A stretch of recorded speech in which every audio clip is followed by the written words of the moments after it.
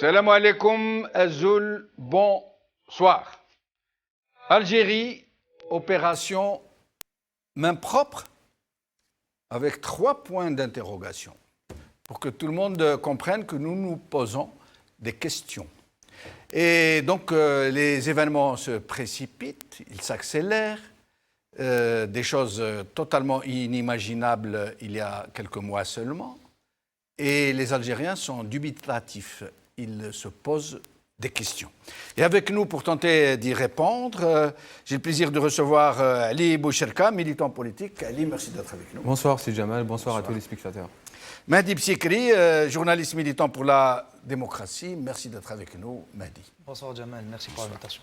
Alors, au téléphone, nous allons avoir Salah Dabouz, avocat militant pour les droits de l'homme, Hassan Mouali, journaliste, Borhan Messir, ancien fonctionnaire international à la retraite, Badreddin Gerfa, cadre du FIS, Jamila Harshawi, orthopédagogue, Khaled Zirem, militant associatif, et Yamina Mgharaoui, secrétaire national du SNAPAP. Alors, mes chers amis, qu'est-ce qui se passe en ce moment ? C'est des choses vraiment graves, gravissimes, très étonnantes qui sont en train d'arriver, des arrestations, y compris de 2 généraux parmi les plus importants du régime. Qu'est-ce qui se passe, Mahdi Bsikri ? Apparemment, le système il est en train de sacrifier quelques pions qui sont considérés... Pions, vous dites ? Oui, pions, bien sûr. Ouais, hein. ouais. Vous savez, ça veut dire que par rapport à lui, ce sont des pions ? Des pions, parce que pour nous, ce ne sont pas des pions, ce sont des barons importants du régime. Ça veut dire que, en fait, dans les systèmes despotiques, quand ce genre de systèmes sont acculés, donc ils sacrifient...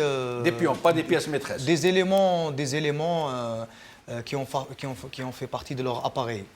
Pour donner l'illusion qu'il y a un changement, pour donner l'illusion comme quoi ils répondent aux revendications de la société, aux doléances de la société. Mais le problème, c'est que nous, en tout cas, notre conviction, c'est qu'il ne faut pas qu'il y ait une justice à 2 vitesses.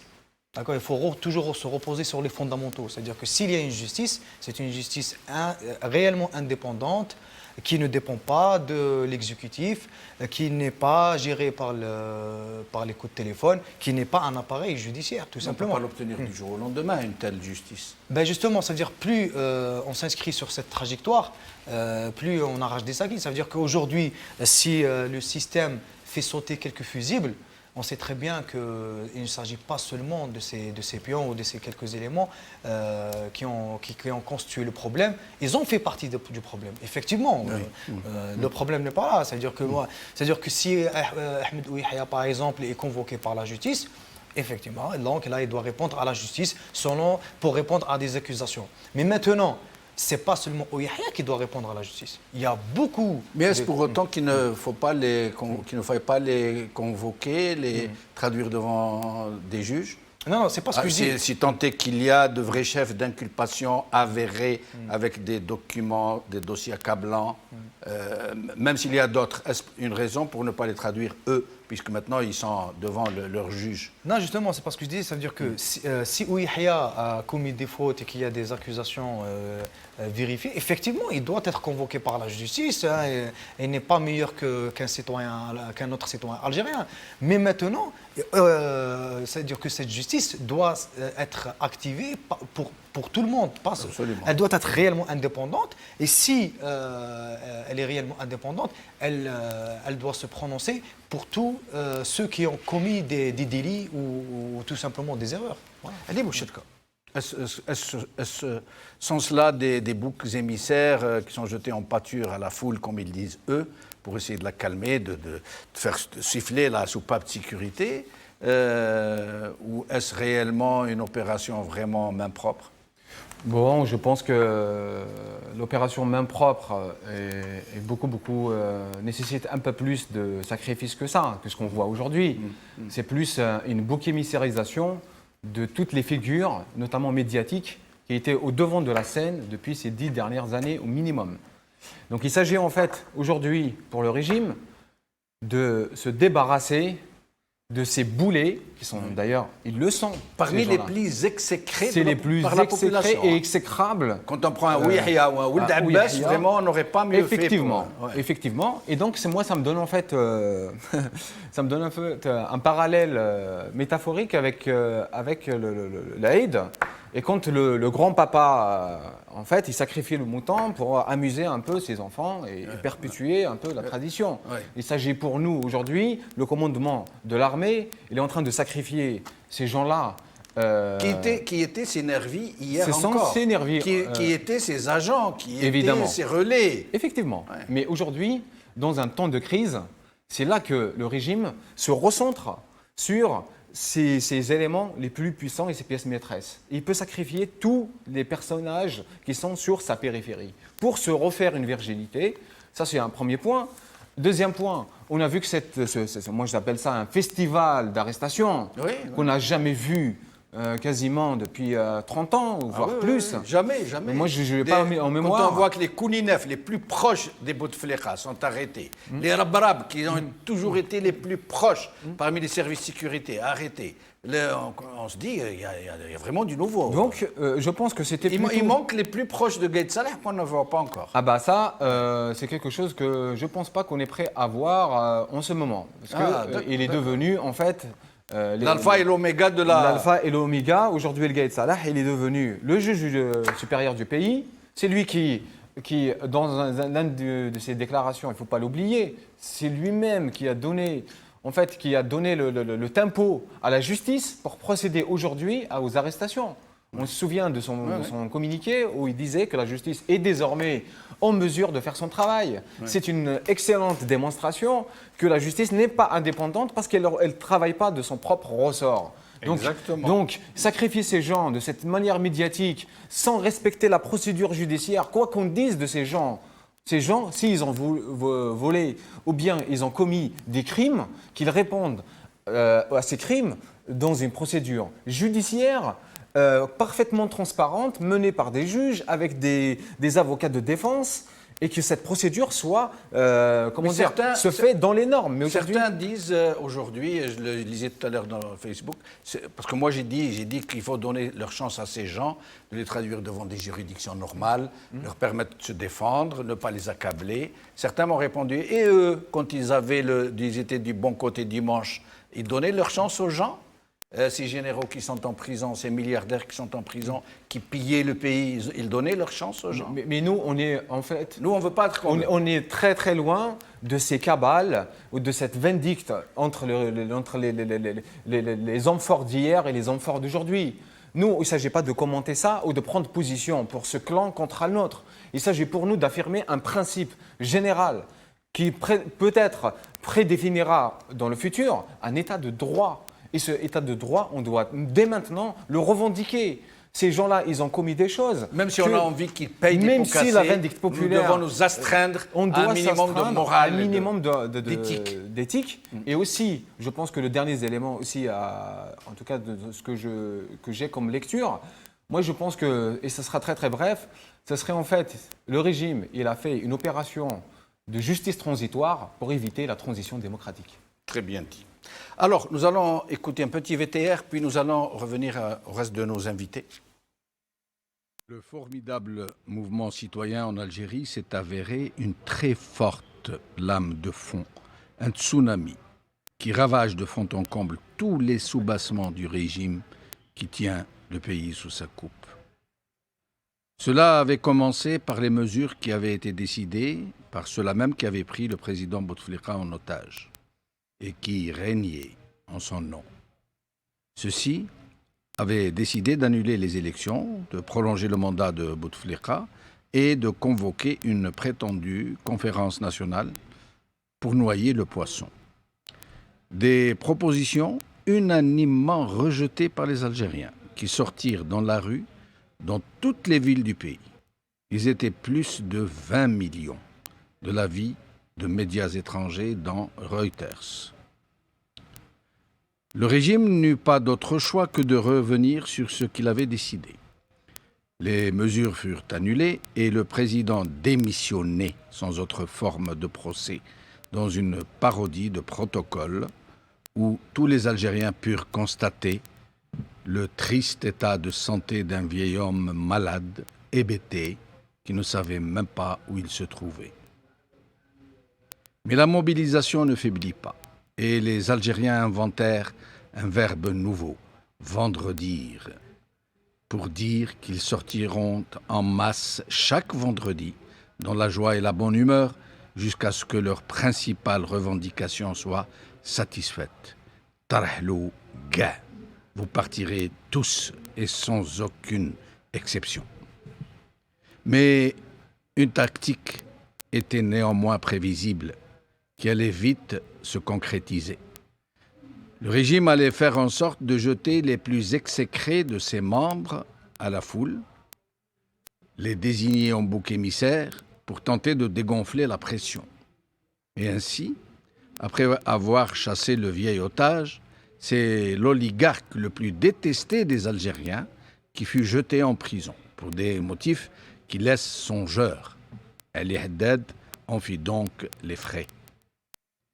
Puis, ce fut une attaque en règle par le chef d'état-major, le principal maître du jeu, contre des partis et d'autres du même régime, et tout particulièrement contre l'ex-chef du DRS, le général Tawfiq, allant jusqu'à l'accuser de comploter avec une force étrangère contre la stabilité du pays.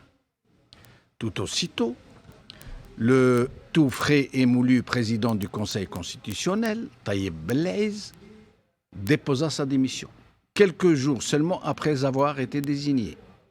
Et comme réglé sur du papier à musique, le principal collaborateur du très décrié Ahmed Ouyahia entra en guerre contre celui-ci pour l'accuser de comploter contre l'Algérie avec une puissance étrangère et d'être au cœur de la grande corruption.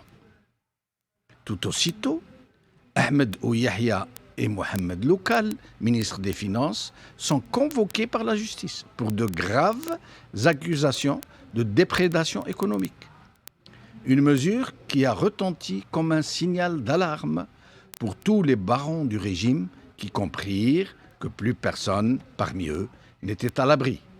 Et ce fut le cas puisqu'une demande de levée d'immunité fut émise tout aussitôt par la justice contre les deux sénateurs et néanmoins ex-ministres Jamal Ould Abbas et Saïd Barkat pour de sombres affaires de détournement de fonds. Et comme s'il fallait user de tous les instruments pour cette nouvelle symphonie du déluge, et pour bien montrer que le régime était entré en guerre contre lui-même, deux généraux parmi les plus importants du régime, Saïd Bey et Habib Chentouf, furent jetés sans ménagement en prison, et de richissimes hommes d'affaires présentés devant la justice. L'homme le plus riche du pays, Essaad Rabrab, et les frères Kouninef, tout aussi riches et tout aussi proches de certains cercles du pouvoir. Pas toujours les mêmes. Tout cela dans un climat général de rejet de tout le régime par les Algériens, qui n'en finissent pas de répéter « Tarhlou ga ». Et pour bien montrer leur détermination, ils se mirent à chasser tous les ministres, tous les walis, tous les chefs de parti qui osent aller vers le peuple. Ce fut le cas même à Paris, où Bouguerra Soltani apprit à ses dépens qu'il n'est pas en odeur de sainteté parmi ses compatriotes.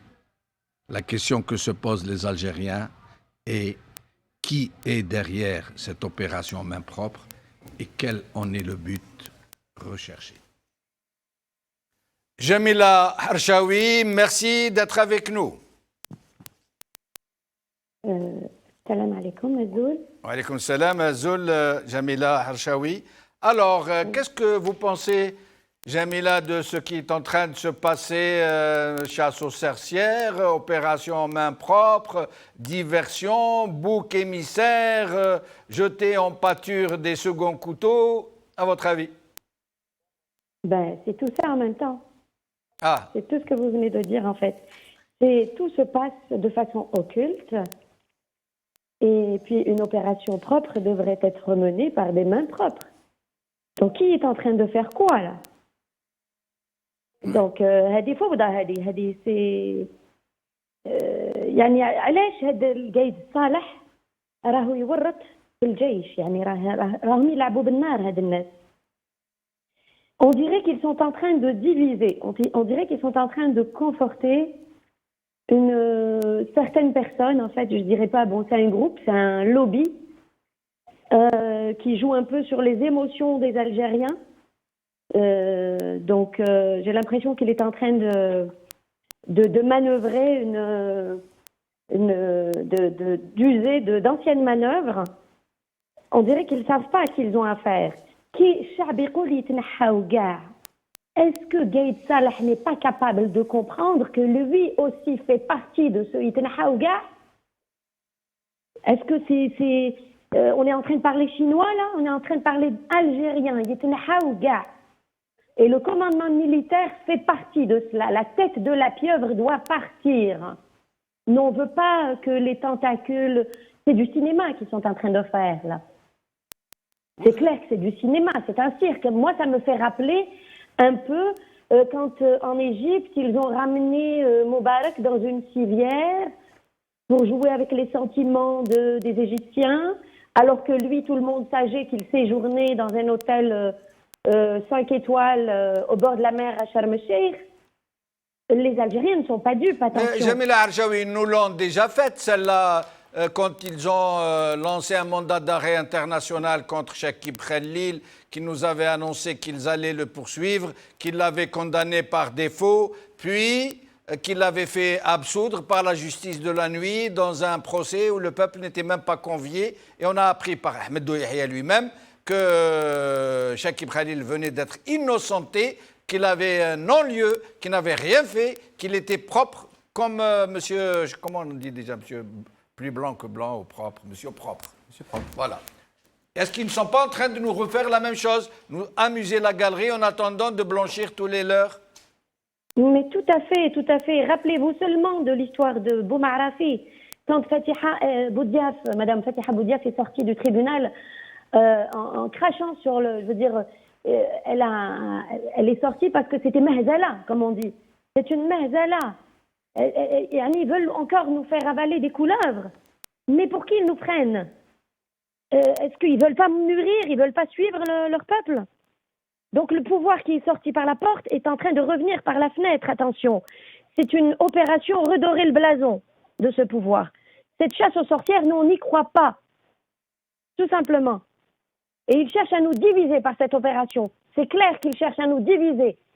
Parce qu'il y a certaines personnes que je ne nommerai pas sur le net. Il y a même un capitaine de l'armée, un ex qui est en train de mener une opération de division entre les Algériens. Et nous, on n'est pas dupes. Donc, halte à cette manipulation. Stop. Donc, pour vous, il est très possible que ce qui est en train de se passer soit de la subversion pour diviser les Algériens, mettre des gens en prison en même temps qu'alimenter des réactions de gens qui viennent dire « Ah, ils s'en prennent aux Kabyles, ah, ils s'en prennent aux Arabes, ah, ils s'en prennent aux Chaouia ». Est-ce que vous voulez dire ça, Jamila? Exactement, exactement, c'est ça. C'est ça que j'espère que j'ai tort. J'espère que j'ai tort parce qu'ils sont en train de jouer avec le feu, ces gens. Mais vous qui êtes une actrice importante sur les réseaux sociaux, vous êtes bien en train de voir, comme j'ai vu moi-même, que c'est le cas, que déjà des montées au créneau de gens qui sont en train de crier à la guerre civile quasiment, parce qu'on a touché un tel contre un tel, et on se demande si cela n'a pas été fait exprès pour diviser ce mouvement citoyen, justement. Exactement, ils sont en train de jouer avec la fibre sensible des Algériens. Attention, ne tombons pas dans le piège. Merci Jamila Archaoui, au plaisir de vous revoir.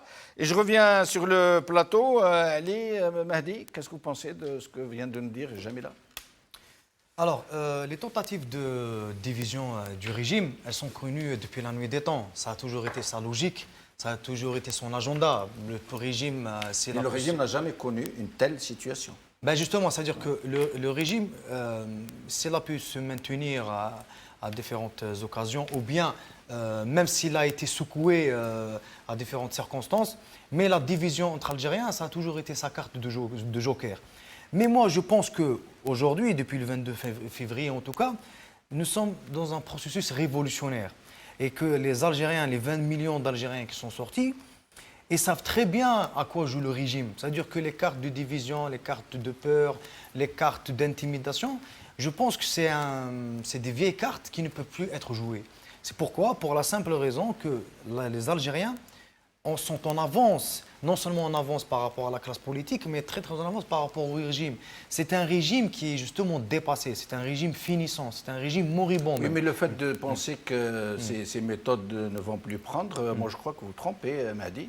Parce que moi je viens du Facebook en ce moment, il faut voir, ça boue, littéralement. Ah, il s'attaque à Ali Haddad, Pastan Kabil, il s'attaque, même où Yahya a repris de la sympathie. Ah, il s'attaque à Yahya, Pastan Kabil, ah, il s'attaque à Arbara, Pastan Kabil.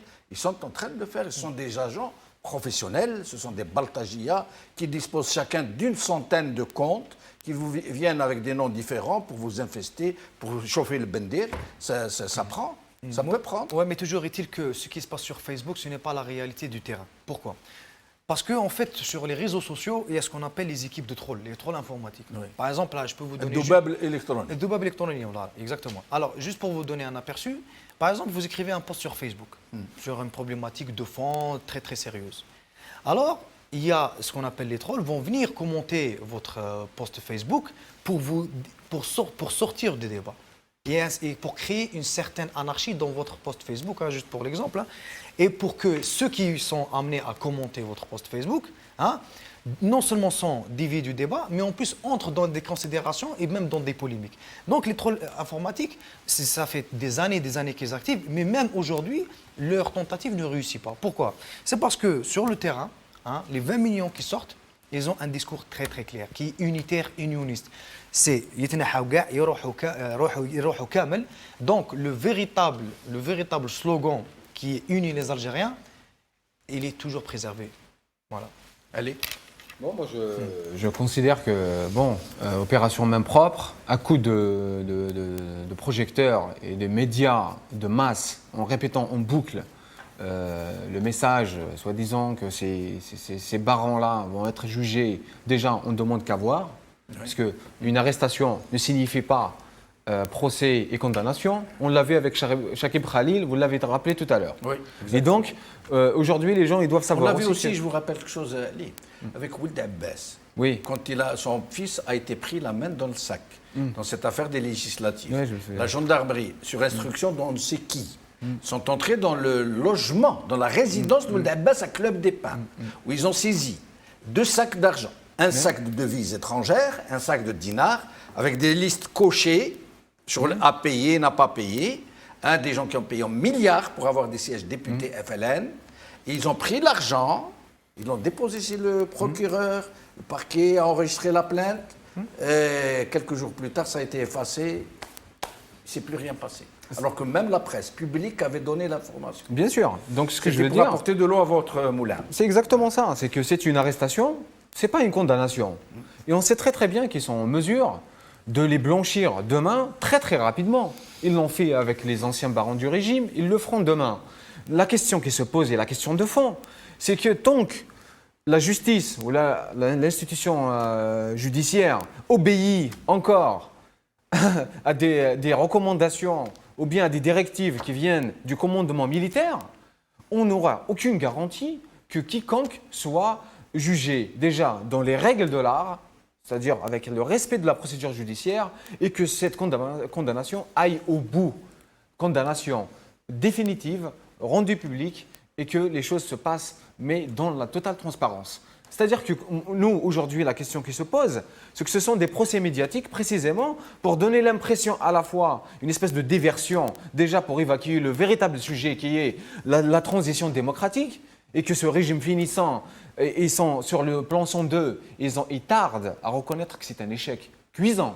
Parce qu'aujourd'hui, on voit très très bien que Ben Salah, lui-même qui appelle à la conférence nationale, non seulement l'opposition traditionnelle ne vient pas, mais lui-même ne vient pas. Mais lui-même ne vient pas. C'est incroyable. Pire que ça, y compris les anciens qui ont prêté allégeance au régime, Le fameux Ammar Oul qui a disait que Le je vais fameux voter... Ammar Oul qui a refusé.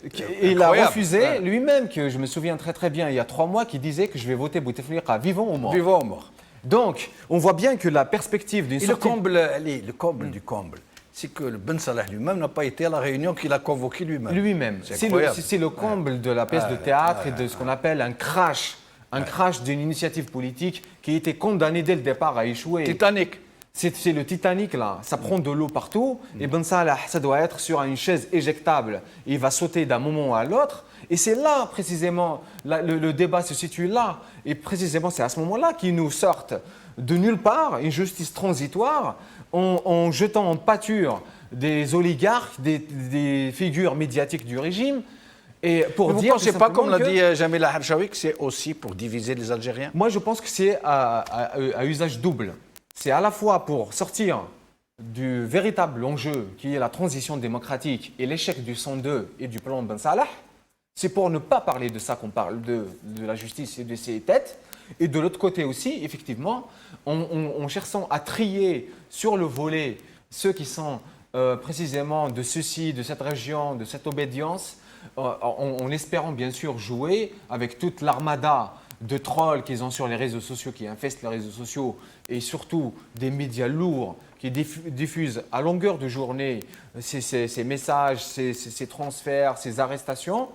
Ils souhaitent par ailleurs, bien sûr, créer de la division et opérer une fracture dans le mouvement. Mais je ne pense pas qu'ils vont y arriver. Pourquoi? Parce que, comme disait Mahdi, je le rejoins totalement, c'est que la base de revendication populaire, elle n'est pas ni idéologique, ni régionale, elle est au-delà de ça. Il disait, vous allez tous partir. Et vous allez tous payer. Donc il ne s'agit pas de dire, c'est lui-là, on va sauver celui-là. Le peuple, il demande tout simplement le changement de régime. Donc avec ses pratiques, ses institutions et ses personnes. Très bien. Alors, avec nous, Khaled Zirem, militant associatif à Abjaya. Merci Khaled d'être avec nous. Merci pour l'invitation, M. Benchnouf. Bonsoir à vos invités, bonsoir aux téléspectateurs de Maghrébia. Merci. Aujourd'hui, je suis content parce qu'on vous entend bien, contrairement à d'habitude. Oui. Alors, Khaled Zirem, votre sentiment sur ce qui est en train de se passer en ce moment? Monsieur Benchnouf, je voudrais attirer un peu l'attention de tout le monde pour l'emploi des expressions. Quand on parle... Pardon, Khaled Zirem, un petit souci.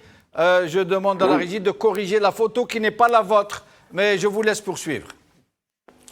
Voilà. Allez-y. Donc, l'emploi des expressions pour désigner un peu ce qui est en train de se passer aujourd'hui en Algérie, beaucoup de gens parlent d'opération main propre. Monsieur Benchnouf, il ne s'agit nullement d'opération main propre. Il s'agit aujourd'hui de règlement de compte. Il y a eu, comme de tout temps dans ce pays, depuis que l'armée des frontières a pris le pouvoir, des règlements de compte entre eux. Aujourd'hui, ils sont en train de se neutraliser. Un clan a pris le dessus sur un autre. Et ils ne sont contraints de se neutraliser. Maintenant, le clan qui a pris le dessus aujourd'hui est en train de faire payer au clan adverse ce que le clan adverse aurait fait exactement la même chose. Khaled Zirem, oui. Khaled Zirem, une petite question. Ouiyahia, il n'a pas fait partie du clan adverse, il a fait partie du clan qui est aujourd'hui aux commandes de celui de Gaïd Saleh. Il n'a jamais été son adversaire, parce que sinon il n'aurait pas pu être Premier ministre. Ouiyahia est le caméléon des sales besognes, et comme lui-même a un peu accepté cette expression, comme il est avec le plus fort, Malouagf. Oui. Mais ne parlons pas d'Ouihia. Ouihia n'est pas représentatif de cette guerre de clans. Lui, il se place avec le plus fort toujours. Il a été l'homme de Toufir, il a été l'homme de Bouteflika. C'est le cas de Haddad, c'est le cas de Ould Abbas, c'est le cas de Saïd Barket, c'est le cas d'un peu tout le monde, des Kouninef.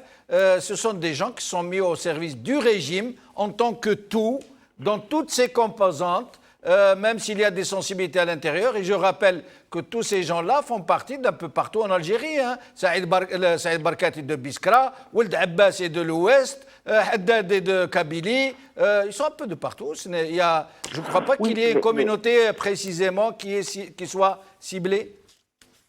Nullement, il n'y a pas de communauté qui est ciblée, M. Benchenouf. C'est vraiment se tromper de lecture politique que de donner une connotation régionale à ces règlements de compte. Ils sont seulement en train de se neutraliser. Oui, oui. Si vous prenez les gens aujourd'hui qui sont mis en examen, arrêtés, poursuivis, interdits de sortie de territoire, c'est en gros des gens qui ont été soit créés par Toufiq ou qui n'ont fait que servir Toufiq. Rappelez-vous la menace de Gaïd Salah à Toufiq, dernier avertissement, ce qui est absurde et impensable et même ubuesque. Si ce Gaïd Salah a quelque chose à reprocher à Toufiq, qu'ils le disent ouvertement, qu'ils le traduisent devant un tribunal et qu'ils nous disent ce qu'ils lui reprochent au juge, qu'ils lui lancent un dernier avertissement. Mais justement, Khaled Zirem, excusez-moi de vous interrompre, une question. D'abord, Gaïd Salah se permet de menacer quelqu'un, de l'accuser de haute trahison, de concussion avec une puissance étrangère, sans pour autant le déférer devant la justice. Et il dit même, c'est le dernier avertissement, ça veut dire si tu me laisses tranquille, je ne fais rien. Et de l'autre côté, le Toufiq, général Toufiq, qui accepte sans sourciller, qui ne dépose pas plainte pour diffamation, pour accusation calomnieuse, alors qu'en l'occurrence, il est accusé de haute trahison, de vouloir vendre le pays à une puissance étrangère. Mais, M. Benchouf, ils se connaissent très bien. Ils sont tous les deux sortis de la même école, celle du régime totalitaire, arbitraire. Ils ont les uns et les autres des dossiers les uns sur les autres. Donc, ils sont en train seulement de se neutraliser. Gaïd Salah, aujourd'hui, a pris le dessus. Il est en train de neutraliser un peu le clan de Toufiq et les gens que Toufiq a créés et les gens qui ont toujours été servis à Toufiq. Toufiq, si l'on comprend bien un peu ce qui se passe encore aujourd'hui sur la scène politique, c'est que il a encore ses réseaux. Il est en train de le neutraliser à travers ses propres réseaux. Parce que apparemment, nous ne savons pas ce que vaut Toufiq effectivement dans le pouvoir et quelle est sa capacité de nuisance pour qu'un général d'état-major, chef des armées, le menace, on peut supposer qu'il a encore une capacité de nuisance. Donc, il est en train de lui couper un peu l'herbe sous les pieds en neutralisant ces boys. Et c'est ce qui est en train d'arriver. Mais est-ce qu'il ne serait pas en train de le monter en épingle, un Toufiq qui n'a rien pu faire quand il avait tout le DRS sous son commandement, qui s'est laissé enlever toutes ses griffes, une par une, toutes ses canines, une par une, tous ses crocs, une par une, alors qu'il avait tout le pays sous sa coupe, qu'il avait des milliers d'officiers supérieurs sous son commandement, qu'il était partout omniprésent jusqu'à la dernière caserne, à la dernière commune, à la dernière société nationale, à la dernière ambassade, il n'a pas pu se faire éjecter. Et maintenant qu'il est à la retraite, il serait devenu cet homme dangereux qui menacerait tout un pays. Je n'arrive pas à comprendre. Oui, vous posez là une bonne interrogation. Mais, M. Benchenouf, par rapport à ce qui se passe aujourd'hui en Algérie, ça serait faire diversion, ça serait se tromper d'objectifs et de combats politiques que de trop s'attarder sur ces règlements de compte au sein du régime. Maintenant, c'est le régime qui a un problème. C'est eux qui ont un problème. Ah oui, on les laisse, allez-y, continuez, réglez vos comptes, emmenez qui vous voulez, quand vous voulez en prison. Mais nous, en face, la rue algérienne, quand bien même ils font diversion. M. Benchenouf, vous regardez le 20h de la télévision algérienne aujourd'hui, celui d'hier ou celui d'avant-hier, on revient à des pratiques staliniennes. Le 20h de la télévision algérienne aujourd'hui, il est quasiment stalinien. Il se prépare pour se maintenir au pouvoir. Gaïd Salah a pris le dessus sur un clan. Mais nous, dans la rue algérienne, nous on leur dit, faites ce que bon vous semble, agissez, manœuvrez, nous œuvrons. Nous sommes en train de construire l'Algérie de demain. Les Algériens, dans leur écrasante majorité, psychologiquement, ils sont déjà passés à l'après-système. Merci. Ce n'est qu'une question de temps. Merci Khaled Ziram, au plaisir de vous revoir. Et je reviens au plateau. Alors, en fait, concernant les accusations de l'un envers l'autre, Gaïd Salah, il accuse Mohamed Mediane d'Etoufiq de haute trahison. Donc nous, tout ce que nous demandons, c'est qu'il soit entendu par la justice. Gaïd et Mohamed, c'est grave. il y a parce qu'en fait, Gaïd Salah, comme il est le porte-parole de l'état-major, la justice va lui poser une question. L'état-major t'accuse de trahison. Quelle est ta réponse? Il y a un autre. Mais les juges ne peuvent pas s'autosaisir en Algérie. Il faut qu'il y ait plainte. Non, mais là, ça c'est là, moi, par exemple, Toufiq, il est toujours considéré comme un élément militaire. Donc, Oui. donc c'est de Ça ressort. Gaïd Salah de le poursuivre. Très bien. Maintenant, Mais il ne le fait pas. Il le menace, mais il ne le fait pas. Bah, en fait, des menaces. Hein? Oui, mais il a sorti. l'obligation pour le cas de trahison de le poursuivre, Oui. pas de le menacer. Parce que justement, puisqu'il s'agit de haute trahison, nous, en tant qu'Algériens, en tant que citoyens, On attend qu'il le passe, qu'il le traduise devant les tribunaux. On aimerait savoir qu'est-ce qu'il a fait de Toufiq pour trahir le pays. Voilà. Hein, et c'est à la justice, de répondre tout en respectant les procédures judiciaires. Très bien. Maintenant, il y a notre bonhomme, c'est Dirk Chehab, qui Oui, est le porte-parole du exactement, RND. exactement. Il accuse Ahmed Ouihia de haute trahison et de comploter avec des parties étrangères. Bon, déjà, Et de corruption. Déjà pour la petite histoire, Ahmed Ouihia qui a traité les citoyens qui sont sortis en 2014 pour dénoncer le 4e mandat du système, d'accord, puisque ce n'était qu'un symbole, qu'ils a traité de fascistes, qu'ils a traité de sionistes et ainsi de suite. Bon, j'ai bien envie de dire à Dirk Chehab, il faut que la justice convoque Dirk Chehab et lui demander quelles sont les preuves qui t'amènent à accuser Ouihia de trahison et de comploter avec des parties étrangères. Ça c'est de... Et Ouihia n'a pas porté plainte pour diffamation. Eh ben, Pour dénonciation calomnieuse.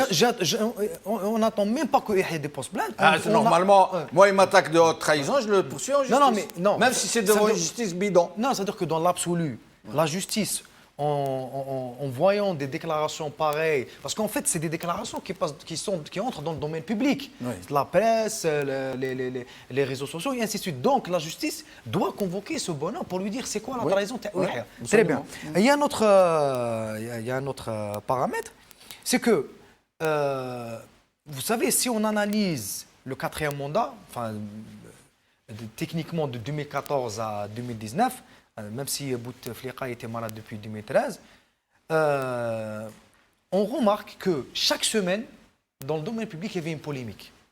Chaque semaine. Une polémique, bon, on ne va pas les citer. Scandale à répétition. Voilà. Pourquoi? Ouais.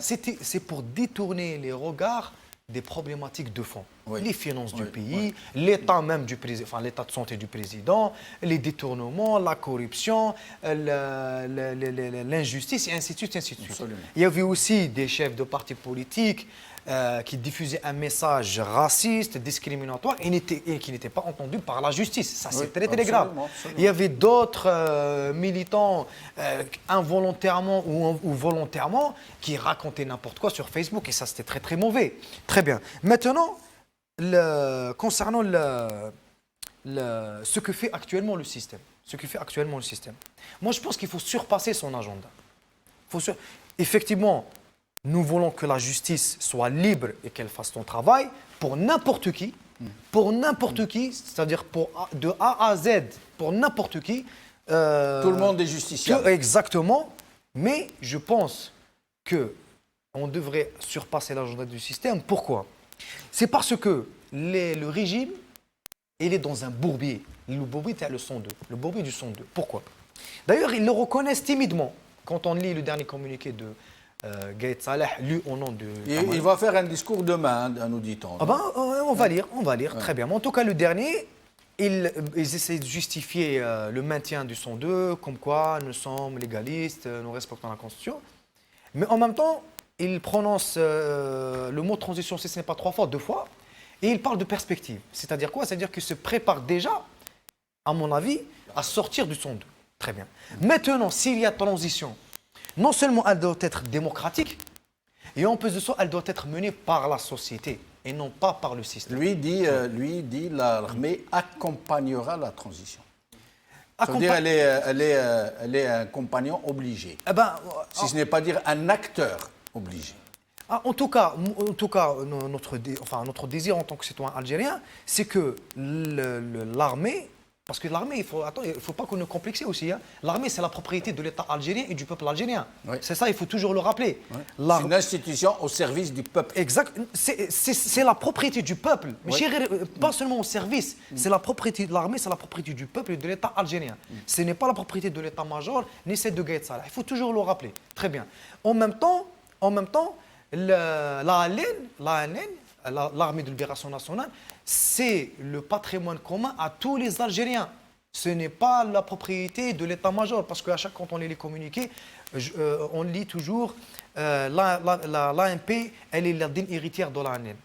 Mais moi, je pense qu'il faudrait arriver à un certain... Enfin, il faudrait qu'on dise une fois pour toutes que l'ANN, comme le FLN, comme le GTA, ce sont des sites qui appartiennent au patrimoine national. C'est la propriété du peuple algérien. Et maintenant, j'aimerais dire, juste pour préciser concernant la transition démocratique, c'est que l'armée ne doit plus s'ingérer dans la politique. C'est le peuple algérien qui doit faire la politique. Allez. Moi, toute cette histoire, finalement, quand on regarde comme ça, on prend un peu de recul, on se dit que tout ce qui se passe, ces règlements de compte, ils se neutralisent entre eux, montrent assez bien, en fait, que ces gens-là, depuis 1962, ils ont bâti un système en sacrifiant l'État. Ils ont bâti un système en sacrifiant l'État. Aujourd'hui, qu'est-ce qu'on voit en réalité? L'État, c'est eux. L'État, ils disent que c'est eux. Le régime, oui. Précisément. Parce que si c'était l'État, c'est à ce moment-là, toutes ces affaires-là, elles seront rapatriées dans le cadre institutionnel, dans un traitement institutionnel. Et le problème de ce système autoritaire, c'est que comme c'est une espèce d'agglomération, c'est un système de réseau et de pôles, ce n'est pas un État, ce n'est pas un fonctionnement d'État, en tous les cas. Ils ont l'appareil de l'État, mais ils n'ont pas le fonctionnement de l'État. Ils ont développé un fonctionnement parallèle à ce qui est prévu pour un État démocratique. Ou là, un État naissant en 1962, porteur de valeurs démocratiques, d'émancipation, leader dans le tiers-monde autrefois. Et donc, ce fonctionnement parallèle, il est marqué par quelque chose. En parallèle à ce versant autoritaire et violent du régime liberticide, il y a tout un versant qui est destiné à la société civile et qui est marqué par des feuilletons répétés de sacrifices, d'animation citoyenniste, on va dire, et notamment marqué par l'opacité aussi. Ce régime, s'il y a un qualificatif qui lui correspond parfaitement, ça serait l'opacité. Il traite les choses dans l'opacité. Aujourd'hui, quand on regarde le fonctionnement, donc ils ont bâti un système en sacrifiant l'État. On a remplacé, à la procédure, on a substitué le coup de téléphone. À la compétence, on a substitué le népotisme. Comment dire, il y a énormément de fonctionnements comme ça parallèles qui indiquent que ce régime, en fait, tout son fonctionnement, il est quasiment hors des clous institutionnels, hors des clous constitutionnels. Et donc aujourd'hui, on va passer de leur propre constitution, y compris, celle qu'ils ont aménagée sur commande et sur mesure. Parce que, tout simplement, le contexte a changé. Ouais. Donc, pour eux, elle doit changer. La Constitution, elle doit être là. Modulable en fonction des intérêts du jour. Voilà. C'est la Constitution qui doit s'adapter à leurs besoins, et non pas l'inverse. Voilà. Mais ce que dit Khaled Ziram, ils semblent nous dire qu'ils sont en train de nous mener en bateau, qu'ils utilisent tous les moyens pour nous diviser, quasiment qu'il dit qu'il se fiche de nous, quoi. C'est un peu ce que j'ai compris de lui, que tout ça, ce n'est que du vent, qu'il n'y a rien derrière de sérieux. Moi, je pense effectivement que c'est de la pure agitation politique. Et en fait, ils Pour brandissent nous tout tromper, simplement. pour nous berner, C'est pour nous berner, c'est pour aussi... pour nous diviser, ce qui serait encore plus grave. C'est plus. Moi, je pense que par ordre de priorité, c'est plutôt pour berner déjà et surtout dévertir la situation et la pervertir aussi dans le sens de la division, mais surtout d'envoyer en fait des signaux. Comme quoi le régime, le pouvoir réel, ou là, ce qu'on appelle comme ça dans le citoyen lambda, la boîte noire, dire que effectivement on va reprendre la direction de l'État et qu'on va faire une opération main propre et que plus jamais ça va se reproduire. Donc ils s'essayent de s'offrir une nouvelle virginité, comme j'ai dit.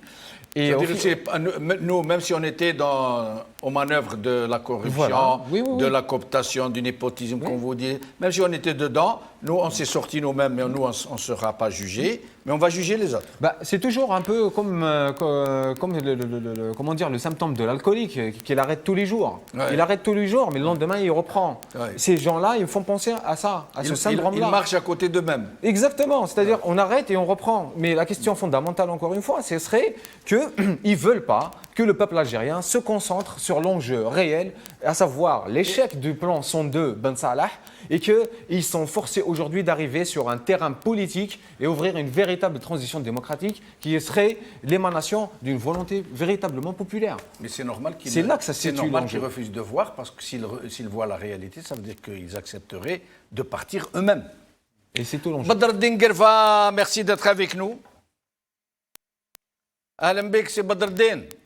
اهلا السلام عليكم. Salam wa rahmatullah. Si Badreddine Guerva, alors d'abord, votre sentiment sur toute cette agitation que certains qualifient de politique.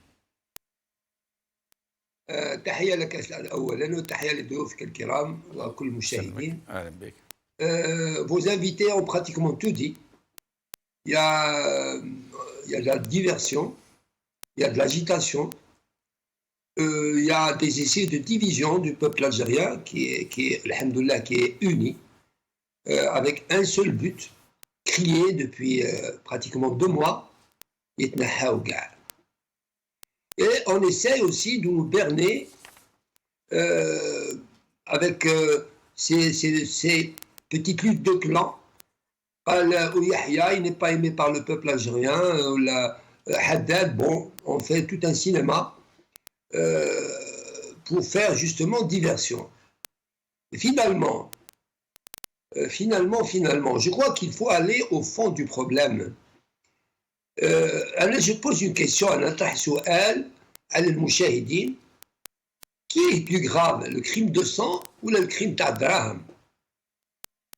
La question ne devrait pas se poser. Normalement, c'est crime de sang. Il n'y a rien de plus grave.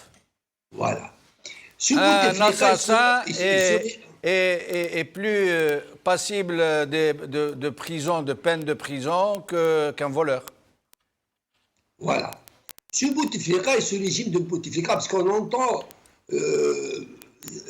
un peu partout le régime bouteflikien, mais le régime bouteflikien, qui fait déjà des gens qui ont justement des crimes de sang.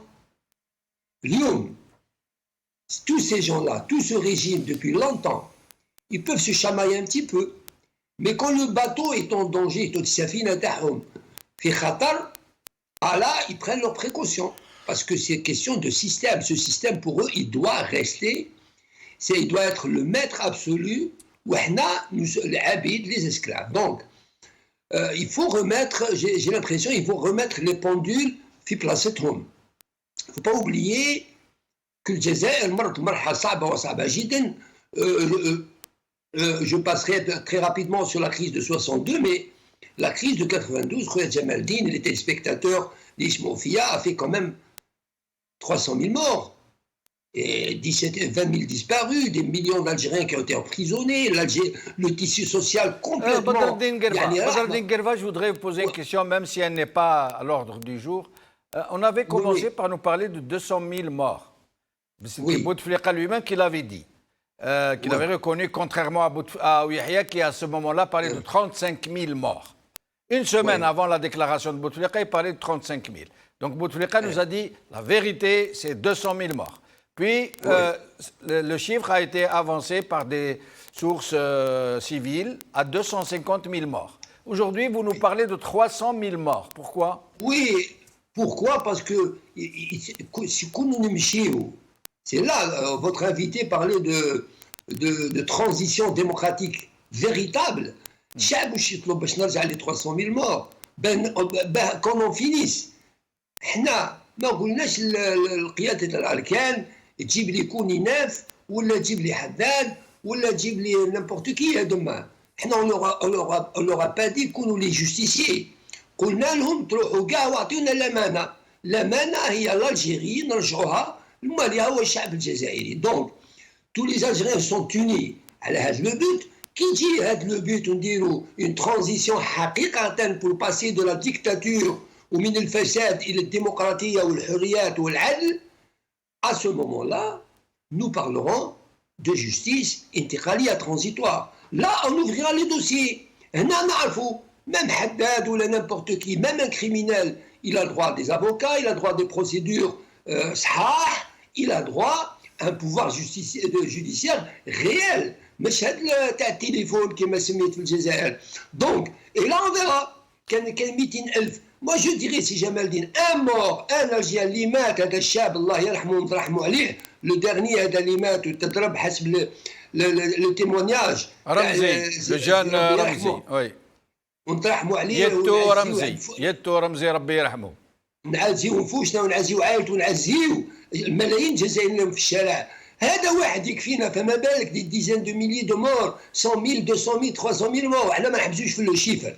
جو كخوا كو باستا الجزائريين راهم يقولوا باستا. اليوم لازم نمشيو للحقيقه. يفو بدر الدين قرفة, qu'est-ce qu'il faut faire aujourd'hui que les trolls, comme les appellent nos amis ici sur le plateau, les trolls qui sévissent sur Internet sont en train de tout faire pour nous diviser entre Kabyle, Arabe, Chaouia, laïcs, islamistes, éradicateurs de l'Ouest, de l'Est, femmes, féministes, je ne sais pas quoi. Comment faire pour éviter de tomber dans ce piège qui nous tendent pour essayer de nous diviser? D'après vous, Badr Din Guelfa. Oui, enfin, ça c'est un véritable piège. Que je salue d'ailleurs, la réalité de Facebook ou la réalité du terrain. Véritablement, la réalité du terrain, c'est autre chose. Peut-être nous n'avons pas les mêmes moyens qu'eux à les réseaux sociaux, mais moi, je fais un appel la jeunesse ou le nukhab. Le matin, ils font le masirat. Elle ouvre des débats, c'est ce qu'on fait sur le terrain. Nous, on ouvre des débats avec la jeunesse, نحذروهم من هاد المسائل pour qu'on reste يبقى الواحد تاعنا le système dégage. C'est sur le terrain qu'on doit travailler. Et je pense que le peuple algérien ou la jeunesse algérienne يعني بإمكانها اليوم أن تصعد parce que التصعيد أنا là où je vais نلقى des jeunes, des moins jeunes يقول لك لازم نساعدوا سلميا pacifiquement. Il y a beaucoup de gens qui proposent certaines choses. On fait le messirat tous les jours. Il y a plein de... Les gens, le théâtre, c'est un théâtre macabre تاع اليوم, ولكن لن تنطلي بإذن الله على لا علينا ولا على الشعب وعلى الشباب. Merci. On doit le faire, on doit continuer. هاد من الناس ils veulent pas يروحوا comme ça très facilement. N'oublions pas, je termine avec ça, خويا جمال الدين. N'oublions pas, il y a des intérêts stratégiques, militaires et financiers au niveau يعني في الإقليم والإمارات وفرنسا ولا Russie, la Chine se partagent le magot في l'armée algérienne. Il y a plein de choses. C'est pas facile, on doit continuer pacifiquement, حتى إن شاء الله نوصلوا la phase de transition qui j'espère ouvrira tous les horizons à cette merveilleuse jeunesse multicolore qui commence à arriver pour construire son pays d'une façon يعني extraordinaire في العلم والرقي إن شاء الله والمحبة والأخوة. إن شاء الله. بارك الله فيك سي بدر الدين قرفة. Alors, mes chers amis, je vous demanderai d'accélérer un peu le rythme, parce que nous avons encore d'autres invités à écouter. Donc, qu'est-ce que vous pensez de ce que vient de nous dire Badr Din Guelfa? Ben, encore une fois, il faut insister sur la période de transition qui doit être non seulement démocratique et menée par la société. Pourquoi? Parce que apparemment le système à leur tête l'état-major, ils ont compris qu'il n'y aura pas les élections du 4 juillet. Pourquoi? Ben, il faut écouter la rue. Il faut écouter les millions, les 20 millions d'Algériens qui sortent dans la rue. Ils ne veulent pas de ces élections. Donc, c'est déjà un scénario qui est écarté. Enfin, Ils n'auront pas le choix. voilà, apparemment. Voilà. Non, ils n'ont pas d'autre choix. Exactement. Ouais. Déjà nous avons des juges qui refusent Des présidents de l'APC. des présidents de l'APC. Et puis même, c'est surtout le peuple qui ne veut pas de ces élections parce qu'il veut un véritable changement radical. Maintenant, c'est-à-dire que même s'il y a une période de transition, et même si elle est démocratique, moi je pense que des élections présidentielles avec l'actuelle constitution, ça ne règle pas le problème. Pourquoi? Pour la simple raison que la constitution actuelle, c'est elle qui a mis le pays Dans l'impasse. dans l'impasse. Si Bouteflika n'avait pas, par exemple, changé la constitution en novembre 2008, en plus à travers un parlement Puis en 2016. illégitime, Ah, les 2 mandats. ouais, Ouais. voilà. En 2016, effectivement, c'est-à-dire il a fait sauter l'article 75 qui limitait les mandats à 2. Et en 2016, il s'est donné encore plus de pouvoir, plus de prérogatives. Mais sans oublier que qui a soutenu Bouteflika pendant cette période? Les mêmes qui aujourd'hui font l'opération Voilà, Manipuli. voilà. Donc il faut aller vers une constituante qui élabore une nouvelle constitution qui va donner qui va donner une véritable liberté au contre-pouvoir. C'est-à-dire ni le président, ni le ministre, ni personne. Un état de droit. Un état de droit, voilà. Allez. S'il reste quelque chose à faire pour les tenants du régime, à savoir le commandement de l'armée, en tout cas c'est ce qui en reste aujourd'hui comme véritablement le pôle qui est encore C'est le seul centre du vrai pouvoir. Voilà, Il y a rien d'autre. centralisateur. Pour parler vrai. Centralisateur du pouvoir. Ouais. Et la seule solution qui reste à ces gens, c'est précisément de concéder. Ils doivent à un moment donné, ils ont longtemps véhiculé ou bien grandi dans une culture autoritaire qui ne leur permettait pas précisément de concevoir l'idée de lâcher un État qu'ils considéraient comme leur enfant. Ouais. Ils l'ont libéré, ils considéraient que cet État, Leur c'est enfant, le vous leur. êtes trop gentil. Moi, je dirais leur propriété. Oui, carrément. Ouais.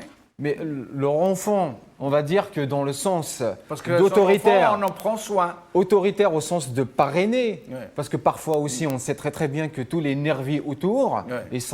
on sait qui est le parrain et qui est celui qui est mis en vitrine. Ouais. Donc l'État aussi dans le fonctionnement, il a besoin d'un arrière-plan, et celui qui est en tout cas, il impulse la dynamique et il oriente les actions de l'État, que ce soit sur le plan autoritaire, que ce soit sur le plan liberticide, que ce soit sur le plan de la démocratie, que ce soit sur les droits de l'homme, que ce soit sur le plan économique, la main de l'armée est toujours là.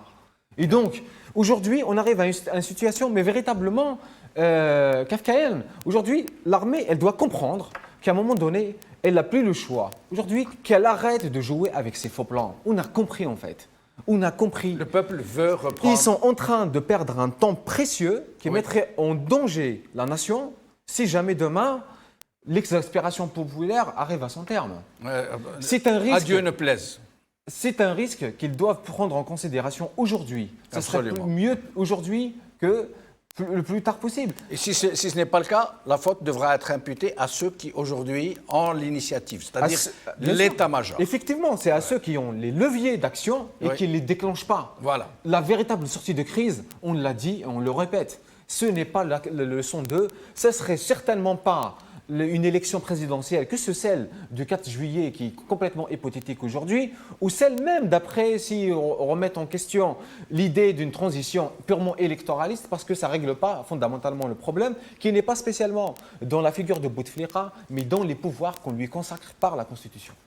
Amina Mghraoui, merci d'être avec nous. Yamina Mghraoui. Bonjour. Bonjour Yamina. Oui, je suis à l'écoute. Bonjour. Bonjour. Alors, Yamina, Ali Bouchelka vient de me donner la question que je voulais vous poser. En fait, pourquoi ceux qui ont la réalité du pouvoir aujourd'hui, ça veut dire l'état-major, ça veut dire Gaïd Saleh, sa partie la plus visible, la seule visible d'ailleurs. Pourquoi ne restitue-t-il pas le pouvoir aux Algériens? Pourquoi ne rentre-t-il pas dans leurs casernes? Pourquoi ne laisse-t-il pas le peuple exercer sa pleine souveraineté sur son propre destin, même si je semble naïf, ingénu, angélique, tout ce que vous voudrez? Il me semble que quand un système s'installe dans une contrée ou dans une région donnée, il s'installe avec ses institutions militaires, avec ses institutions étatiques, militaires et économiques et juridiques. Et l'armée algérienne en fait partie parce que c'est peut-être pas l'armée, peut-être pas l'ANP, mais certains décideurs dans l'armée, les officiers supérieurs dans l'armée, donc sont trop impliqués dans tous nos problèmes, dans la situation que vit l'Algérie et dans l'impasse actuelle. C'est pour cette raison-là, donc ils sont tellement mouillés, ils sont tellement impliqués dans la normale qu'aujourd'hui il leur est très difficile de prendre des décisions. Ils sont en quelque sorte entre l'enclume et le marteau. Ils sont entre l'enclume et le marteau parce qu'il y a le peuple d'une part qui exige, qui est là, qui sort tous les jours, qui exige quand même un changement radical et qui nomme justement l'armée, qui nomme les responsables. Parce que dans toutes les marches, Gaïd Saleh est cité, il est nommé comme conducteur et on lui demande de partir. Et d'une autre part, et sous la pression de la SABA parce que ils en font partie. Personne ne l'ignore, personne n'ignore cette situation-là. Donc voilà, il me semble, pour quelle raison Gaïd Saleh n'est pas en mesure de décider. Sauf qu'il y a des millions, il y a plus de 22 millions d'Algériens et je suis persuadée que le chiffre va augmenter et que ce 1er mai, nous allons encore sortir plus renforcer pour justement imposer notre volonté, pour justement faire de la pression, pour justement dire parce que finalement c'est la seule institution qui reste solide comme vous venez de le dire, de prendre une décision. Et il s'avère également que la SABA ne fléchit que devant l'armée. C'est comme ça que sinon comment peut-on expliquer qu'à chaque fois il y a des millions qui sortent dans la rue. Donc il y a eu 9 vendredis. Pour moi et pour tout le monde, 9 vendredis signifie 9 référendums nationaux à travers les 48 wilayas qui exigent le départ. Moi, par moment, je me demande. Mais justement, Yamina Mghraoui, justement, à propos de ces 9 référendums populaires de tout le corps électoral qui a voté quasiment dans la rue, de façon claire, Tarahlo Gay, vous dégagez tous, qui n'a pas été entendu, un message. Pourquoi vous j'entends votre syndicat, celui dont vous êtes secrétaire national, SNAPAP, mais pas seulement, les autres syndicats autonomes, sincères, authentiques, que les Algériens aiment, à qui ils font confiance, qui ont fait leur preuve de leur sincérité, de leur engagement, contrairement à l'UJTA, par exemple. Pourquoi, ou alors contrairement à ces syndicats qu'on vous a cloné à côté pour vous discréditer, pour diluer un peu cette voix syndicale qui s'élève, pourquoi vos syndicats, à qui les Algériens font confiance, ne s'impliquent-ils pas davantage, ne montrent-ils pas le chemin par l'organisation, par des propositions concrètes de représentation pour aller négocier avec ce régime? Yamina Mghraoui?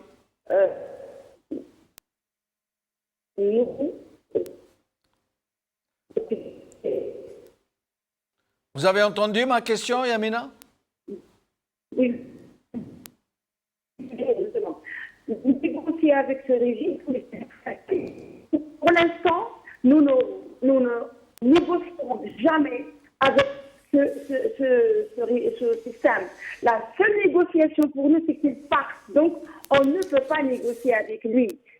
Et ça ne date pas d'aujourd'hui, ça ne date pas de l'Irak, donc ça a toujours été notre position. Il faudrait qu'il parte parce que nous ne pouvons pas négocier avec un système politique, avec un régime qui ne représente que lui-même. Donc, il est pour nous, c'est un système usurpateur. Et il faudrait qu'il parte. Parce que pour nous, le seul pouvoir qui puisse exister aujourd'hui, c'est le peuple. Et il faudrait qu'on lève, il faudrait que ce peuple arrive, parce que je sais que le mouvement est en train de s'organiser, est en train d'amorcer une autre stratégie de proposition qui va aller justement vers des feuilles de route très concrètes, réalisables justement dans le temps et dans l'espace. Ça ne va pas rester comme ça. Donc, je le répète, la négociation, négocier avec ce système qui le reconnaît, c'est se renier. C'est une trahison que de négocier avec ce système. Donc, et je vais vous donner encore comme preuve, dans les quelques semaines qui viennent de se passer, il y a des syndicats qui ont été agréés, qui ont été enregistrés. Il y a des partis qui ont été créés justement pour cette mascarade, pour le grand cinéma, parce que comme vous le savez, on ne l'ignorait certainement pas qu'aujourd'hui, c'est une pseudo-conférence au Palais des Nations qui a regroupé la clientèle habituelle, qui est l'autre face du pouvoir, les plus les moins. Donc, mais Yamina Amraoui, permettez-moi de vous interrompre, on ne vous entend pas très très bien. Merci en tout cas de votre participation et pensez à nous faire signe quand cette feuille de route sera prête. Nous nous ferons un plaisir d'en parler. Je vais passer directement à notre ami Borhan Messir qui est avec nous. Borhan Messir, merci d'être avec nous. Oui, bonsoir M. Benchenour, bonsoir à vos invités et à tous les téléspectateurs d'Al Magharibiya. C'est moi qui vous remercie pour l'invitation, M. Benchenour. Merci et je suis ravi de vous écouter aussi clairement aujourd'hui. Votre téléphone ou le nôtre sont très bons. Alors, Borhan, j'aimerais vous poser d'abord une question d'emblée. Vous qui êtes un peu au fait de ces arcanes, de quoi Yahya a-t-il été vraiment accusé?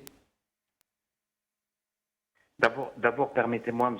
Benchenour, oui, de m'incliner devant la mémoire des 5 personnes décédées aujourd'hui lors de l'affaissement des étages au niveau d'un immeuble à la base Kasbah. 5 personnes, finalement, oui. D'accord. Écoutez, maintenant, pour revenir à votre question, maintenant, quel est le chef d'inculpation de M. Yahya? M. Yahya, depuis les années 92-93, a toujours été dans les affaires du plus bas au plus haut sommet des affaires algériennes. Donc, la première des inculpations, c'est la mauvaise gestion.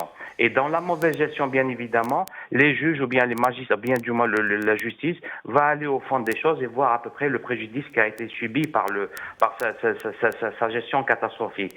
Donc, essentiellement par rapport à sa mauvaise gestion et bien évidemment par rapport à d'autres textes, de loi qui ont été votés ou qui ont été du moins signés dans son temps concernant bien évidemment le mouvement des capitaux. Et concernant cette affaire de planche à billets, il a décidé donc de faire imprimer de la fausse monnaie, appelons-la comme ça, qui s'élève à des dizaines de milliards de dollars. Et aujourd'hui, Loukal, son acolyte, si on peut dire, qui était à ce moment-là directeur de la Banque centrale, je crois, vient de dire non, nous n'avions pas d'exigence d'imprimer de faux billets, j'allais dire, de faire fonctionner la planche à billets. On était encore à l'aise. Yahya a menti quand il a dit nous ne pouvons pas payer les fonctionnaires le mois prochain. Oui, au-delà de la guerre qui oppose actuellement, que ce soit Yahya au sein de son parti ou bien Yahya contre M. Loukal, au-delà de cet état de fait. Maintenant, il y a une situation. M. Ouyahia a bénéficié d'un vote du Parlement, parce que là, les défenseurs de M. Ouyahia sont en train de se cacher derrière le vote qui a eu lieu au niveau du Parlement, disant que les parlementaires ont voté la loi concernant l'impression, du moins l'amendement du fameux article 45 concernant la planche à billets.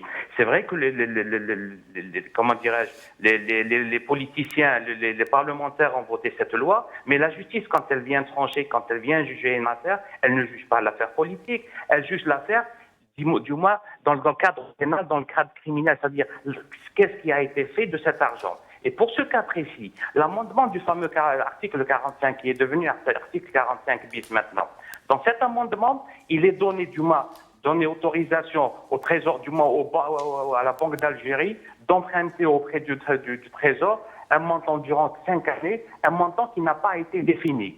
Et essentiellement dans la philosophie du projet de loi, quand l'article a été amendé, la philosophie voulait que cet argent qui sera imprimé sera utilisé essentiellement dans des projets d'investissement et pour restructurer et reformer l'économie algérienne et surtout éponger la dette interne.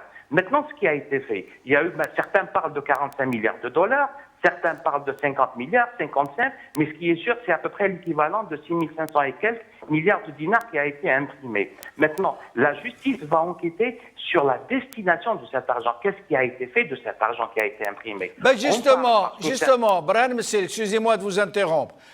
Nous projetons d'animer une émission un peu sur ces affaires-là, notamment sur le transfert de fortunes entières de barons du régime en devises, qui transforment leur argent dinar en devises, pour l'exfiltrer, l'expatrier dans leur banque, dans leur compte bancaire à l'étranger. Vous pourriez nous dire quelque chose là-dessus?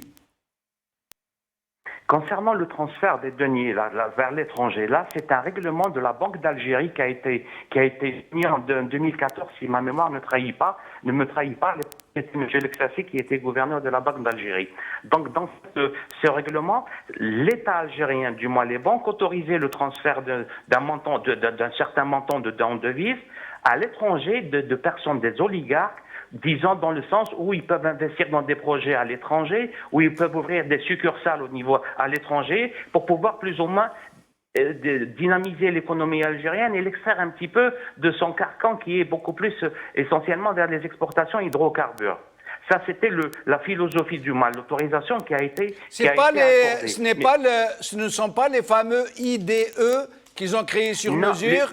Et justement, les idées, parce que l'Algérie souffrait des investissements étrangers à l'époque. L'Algérie souffrait de la devise, de la rentrée en devise, et en même temps, un règlement est signé pour que l'argent soit exporté vers l'étranger, que la devise aille vers l'étranger. Et justement, c'est l'un des principes. Bah oui, à l'époque, n'était pas Premier ministre. À l'époque, c'était, je crois, celle-là, si ma mémoire ne me trahit pas. Mais c'est l'une des remarques qui a été faite aux décideurs de l'époque. Comment se fait-il qu'au moment où l'Algérie, en 2014, avec la crise qu'on commençait à subir, au moment où l'Algérie avait besoin essentiellement de devises, la Banque d'Algérie signe un règlement qui autorise le transfert de la devise à l'étranger pour les oligarques, sous la couverture bien évidemment d'investir dans des projets économiques à l'étranger et ouvrir des succursales dans les pays étrangers. Justement, Brian Messel, est-ce que vous croyez, vous, à cette information qui circule, qui parlerait, sous ce prétexte d'investissement à l'étranger, concédé uniquement aux oligarques et aux barons du régime, pourrait concerner des dizaines, c'est ce qu'on nous dit, des dizaines de milliards de dollars qui auraient donc été exfiltrés de cette manière, que les oligarques auraient récupéré de l'autre côté de la Méditerranée sans investir pour autant. Est-ce que vous y croyez à ce genre d'informations? Écoutez, en 2014, vous avez un règlement qui est signé concernant le transfert de la devise. En 2017, en octobre 2017, il y a eu un amendement de l'article 45 concernant la loi du crédit et de la monnaie. Et cet amendement autorisait du moins l'impression de billets de banque. Et automatiquement, on est en train de nous dire que 50% des billets qui ont été imprimés sont en circulation. Et qu'actuellement, il y a là 50% qui est encore gelé. Mais dans les 50% qui ont été imprimés et qui sont en circulation, ce sont les banques qui les ont eu. Et les banques les ont donnés sous forme de prêts à certains oligarques. Et qu'est-ce qu'ils en ont fait, ces oligarques? Bien évidemment, ce n'est pas pour investir en Algérie, c'est pour les transférer, bien évidemment, à l'étranger. Moran Messir, merci beaucoup. J'espère que vous serez des nôtres. Monsieur Benchinov, si vous permettez, j'ai une information par rapport à je ne sais pas si vous en avez parlé ou pas, par rapport à la fameuse conférence qui s'est tenue au club du Palais des Nations aujourd'hui. Parce qu'il y a eu un communiqué qui a été répondu et dans tout le communiqué, il y a un petit passage qui a plus ou moins personnellement attiré mon attention. Il est dit que les présents envisagent ou souhaitent le report des élections présidentielles pour quelques mois. C'est-à-dire, on est en train de parler soit vers l'automne ou bien le début de l'hiver.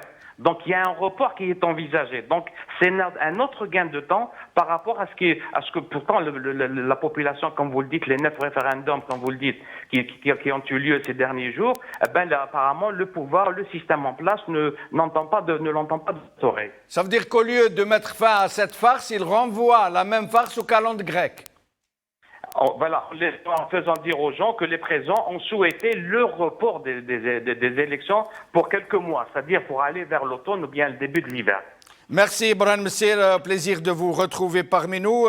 Notre dernier invité, Hassan Mouali. Hassan, que nous avons laissé à la fin, pour le meilleur, bien sûr. Hassan, merci d'être avec nous. Merci beaucoup, Jamal. Bonsoir. Bonsoir, Hassan. Alors, marhaba bik, Hassan. Alors Hassan, qu'est-ce qu'on pense de tout ça? Qu'est-ce qui est en train de se passer? Qu'est-ce que ça vise? De qui ça vient? Et pourquoi tout ça? Écoute, Jamal, quand vous tous, on s'interroge aujourd'hui, on a ces opérations spectaculaires d'arrestation de combattants, des communeurs et Sabra, c'était totalement inattendu. Et aujourd'hui, comme par hasard, ça survient le jour même de la tenue de cette fameuse consultation politique avec, mais en fait, c'est sans Ben Salah. Donc, c'était un échec cuisant avec la non-participation de tous les partis politiques de l'opposition et même les partis du pouvoir. Et donc, d'un côté, nous avons un échec politique d'une tentative, disons, d'ouvrir un horizon politique.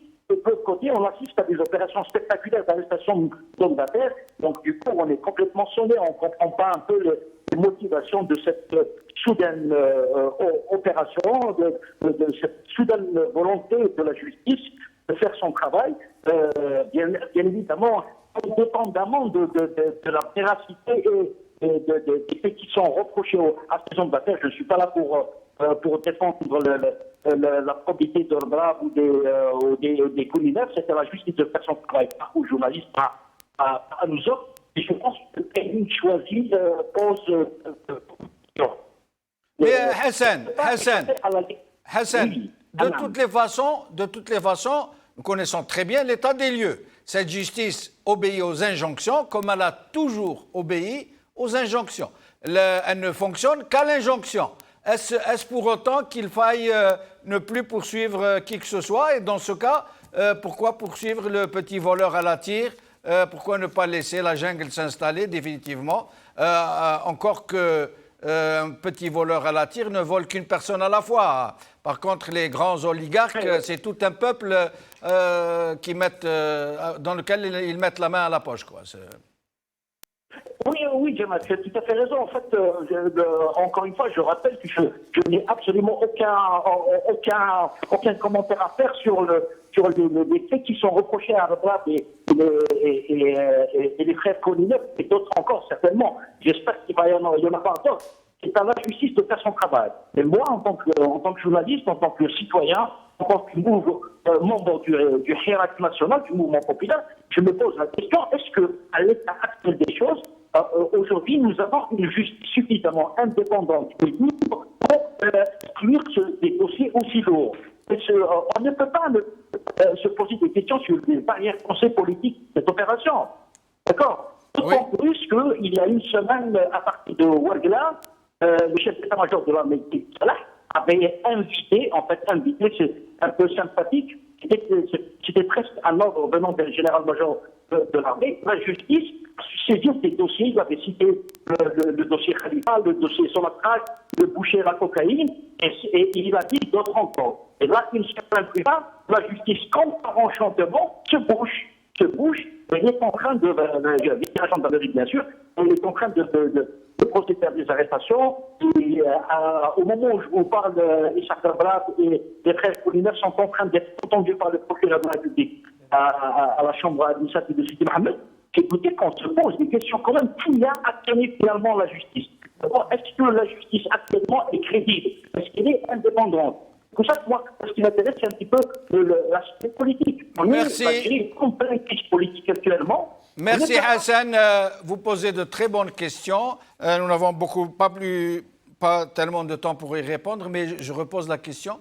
Est-ce que cette décision est vraiment indépendante et à qui elle est en train d'obéir et est-ce le moment de régler des comptes de cette façon? Nous avons avec nous notre ami Salah Dabouz. Est-ce que Salah Dabouz? Salah Dabouz, merci, nous sommes enfin arrivés à vous joindre, on ne parvenait pas à vous joindre. Salah Dabouz, alors, votre sentiment sur ce qui est en train de se dérouler en ce moment en Algérie et qui n'est pas rien? Tout simplement, je dirais que c'est de la... Écoutez, je dirais tout simplement que c'est de la poudre aux yeux. Nous demandons le changement radical du système politique. Ce même système politique procède à des arrestations spectaculaires.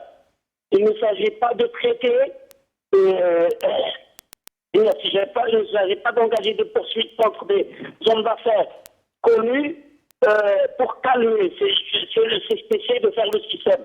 Nous voulons le changement d'un système. Et quand le système est changé, nous allons avoir, nous aspirons à un système politique démocratique avec les justices indépendantes. En ce moment, on a cette justice indépendante.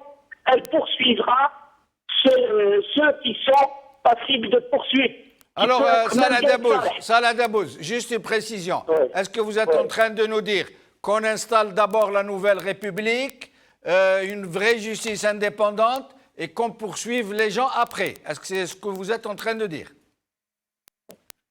Tout à fait. Je n'ai pas confiance dans ce système politique. Ils peuvent vous faire des coups à la Chakib Khalil. Mandat d'arrêt, Chakib Khalil, sa femme et ses 2 enfants, quelques mois.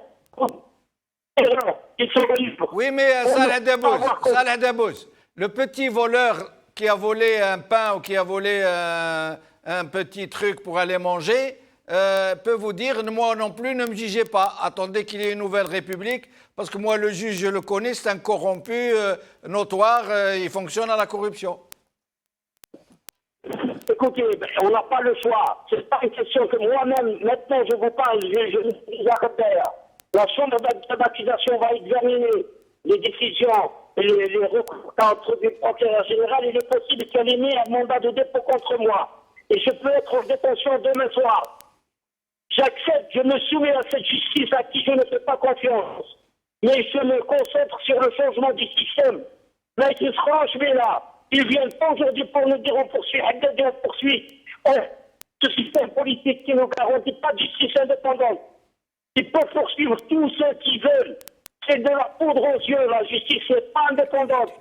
J'ai dénoncé l'intervention qui est que le procureur général Redbeya a déclaré qu'un cadre du ministère avait intervenu en ma faveur. J'ai dénoncé cette intervention et j'ai dit si le juge d'instruction ordonné que je sois mis en mandat de dépôt, il n'avait qu'à le faire.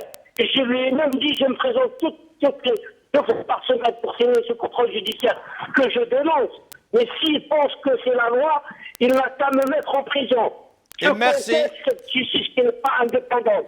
Merci Salah Dabouz, excusez-nous de vous interrompre, il ne reste plus de temps.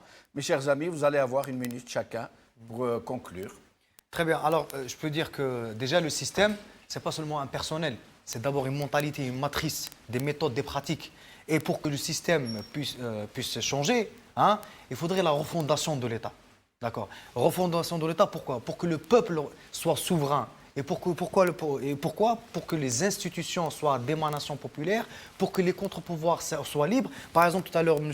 Borhan, si j'ai bien noté, parlait de la problématique des billets qui ont été imprimés. Et bien, par exemple, vous savez, dans l'actuelle Constitution, le gouverneur de la Banque d'Alger, il est nommé par le président de la République. C'est un problème. Il faut plus que le président de la République, comme c'est le cas dans l'actuelle Constitution, ait des prérogatives pharaoniques. Trop important. Voilà. Donc, il faudrait la liberté de contre-pouvoir et laisser la liberté à la société algérienne pour qu'elle puisse s'organiser. Et c'est la société algérienne qui va protéger le pays. Allez. Bon, pour finir, c'est la question qui se pose maintenant, l'enjeu en tout cas global, ce serait comment finir avec ce système autoritaire. La question, ce n'est plus d'élire quelqu'un ou de ne pas élire, d'aller au-dedans des élections ou de faire des réformettes. C'est véritablement, la question, c'est dans une nouvelle conception du pouvoir. Qu'on termine avec ce long cycle qui a commencé en 1962 jusqu'à nos jours. C'est un cycle qui fait de l'autoritarisme, de liberticide. Contre la hogra, la malvie, les Algériens, ils sont sortis pour ça. Ils pourront finir avec ça. Ce n'est pas certainement pas une élection qui va le faire. Ce sera une véritable refondation de l'État qui va aller de redéfinir la nature du pouvoir pour une légitimité démocratique et une véritable décentralisation des pouvoirs pour que ça, on n'aurait plus jamais expérience avec un tel régime.